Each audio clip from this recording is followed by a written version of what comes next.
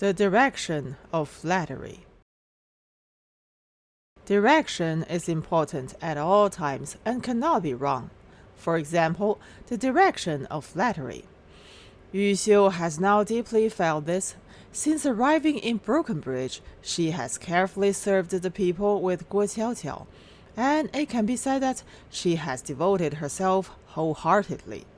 Now it seems that the bet was not in the right place, and the gain still outweighs the loss. Yumi is pregnant, and her status in the family is steadily rising. It seems that she will have to count on Yumi in the future. No matter how domineering GuoQiaoqiao is, she can't last long in this family. Yu Xiu was really confused. Why didn't she think of it? It's really not easy to flatter someone, and being shameless alone is obviously not enough. Policies and strategies are the life of flattery. This strategy is the direction. Yu Xiu can no longer be lost. Now that GuoQiaoqiao has left this home, there is only one way. Get lost and get turned. Get turned and get found. Yu Xiu wants to go back and fawn over Yumi again. However, leftovers are not delicious, and rotten grasses are not fresh. Yumi obviously doesn't appreciate Yu Xiu's flattery. The most obvious example is serving rice. After GuoQiaoqiao left home, Yumi refused Yu Xiu's service. She did everything by herself and eerily ignored Yu Xiu. This is a huge deterrent to Yu Xiu. Yu Xiu felt very bad, as if she had been kicked out of the team. But this time, Yu Xiu didn't blame Yumi. Anyway, she was still wrong. She stood in the wrong team, took the wrong direction, and hurt her eldest sister's heart. It's retribution for Yumi to be so disappointed with her, so she can't blame her. Yu Xiu thought that she should behave well, talk less, do more, work hard to reform, and strive to be a new person in front of her eldest sister. As long as she becomes a new person, the eldest sister will definitely calm down, forgive her, and let her serve her. After all, they are biological sisters. Yu Xiu has this confidence. Of course, Yu Xiu's idea was a good one, but the strategy was still wrong. Yumi gave her such a look in the hope that Yu Xiu could examine herself and admit her mistake in person. Finally, Yu Xiu must be convinced in person, mainly her attitude. The so-called attitude is not to consider your own face. As long as Yu Xiu's attitude is correct, Yumi will not embarrass her. She will still be her eldest sister, and she can still live in this family. Yu Xiu just didn't pay attention to this aspect. Subjectively, she wanted to look like she had changed her past, but in fact, she had a widow face all day long. This is very bad in Yumi's eyes. She has the intention of resisting and feeling GuoQiaoqiao was wronged. She was obviously stubborn to the end. Yumi said to herself, well, if you're still dead set at this point, don't blame me for letting you taste my wrath. Yumi's face was not just as sharp as usual.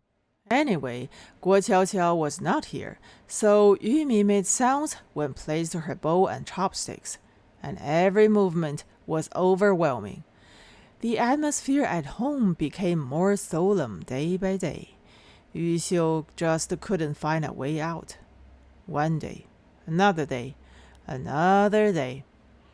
Yu Xiu slowly couldn't bear it anymore. She dared not to talk too much. The heavier her mood, the more she looks like resistance. It is not easy to admit a mistake. You must first find out what kind of method your leader likes. Only when you do it right can your attitude be considered correct. The day of the showdown finally came, but Yu Xiu was still in the dark. On this day, Guo Jiaxing went to the county for a meeting, and his house suddenly became empty, leaving only Yumi and Yu Xiu. There was no movement at home, and the situation became tense and oppressive. After breakfast, Yumi suddenly called Yu Xiu's name. Yu Xiu promised in the kitchen and hurried to the main room. Her 10 fingers were still wet. The posture was very bad as soon as she entered the door. Yumi sat on the wicker chair, the same seat that her brother-in-law had always occupied. Yumi crossed her legs and said nothing. Yu Xiu's heart felt heavy. Yu Xiu stood in front of Yumi, but Yumi didn't look at her, just looked at her own feet. Yumi took out her wallet from her pocket, took out 2 yuan, put it on the table, and said, Yu Xiu, this is for you. Yu Xiu looked at the money, breathed a sigh of relief, and had a good feeling of turning a corner. She said, Sister, I don't want it. How can I ask for money when I serve my eldest sister? This was very appropriate. But Yumi ignored her, took out another 10 yuan bill, rubbed it, and pressed it next to the 2 yuan. She said, You bring the 10 yuan to Mom. Yumi dropped these words and went to the bedroom alone. Yu Xiu stood alone in the main room and suddenly understood. Bring the money to Mom. Wasn't this ordering Yu Xiu to return to Wang village? Yu Xiu panicked for a while and followed Yumi into the bedroom. Yu Xiu blurted out, Sister! Yumi didn't listen. Yu Xiu shouted again, Sister! Yumi turned her back to her, folded her arms, and looked outside the window. Yu Xiu finally calmed down and said, Sister, I can't go back to Wang village. If you force me to go back, I will have no choice but to die. Yu Xiu is smart after all, and what she said was very decent. On the one hand, it is the truth. On the other hand, it is soft but strong. Although the words were soft and even had the meaning of pleading, they had a hidden force of threat to her own sister. Yumi turned around with a smile on her face and sighed politely. Yu Xiu, go ahead and die. I'll give you a set of woolen shrouds. Such an answer was unexpected for Yu Xiu. She was dumbfounded. Although she was angry, she felt more than ashamed. Yu Xiu looked at her eldest sister blankly. The 2 sisters looked at each other like this. This time, the gaze was long and stern. Their 4 eyes never blinked, carrying the dual meaning of summarizing history and creating the future. Yu Xiu's eyes finally blinked, and her gaze began to soften, completely soft, all the way down to her heart and knees. Yu Xiu clucked and knelt down in front of Yumi. Yu Xiu knew that kneeling was a permanent thing. Once it went down, it couldn't come back up. You will always be shorter than others. Yumi still didn't speak. Yu Xiu knelt in front of Yumi, tears already flowing from her eyes, and knocked randomly at Yumi's feet. A long time had passed. Yumi put down her arm, squatted down, and put one hand on Yu Xiu's head, touching it slowly, circle after circle. Little by little, Yumi's eyes became moist, and thick tears welled up in them. Yumi held up Yu Xiu's chin and said, Yu Xiu, how could you forget that we are biological sisters? I am your biological sister. She spoke particularly seriously. Slowly, she pulled Yu Xiu into her arms. The conversation had reached this point, and Yumi decided to open the skylight and speak frankly.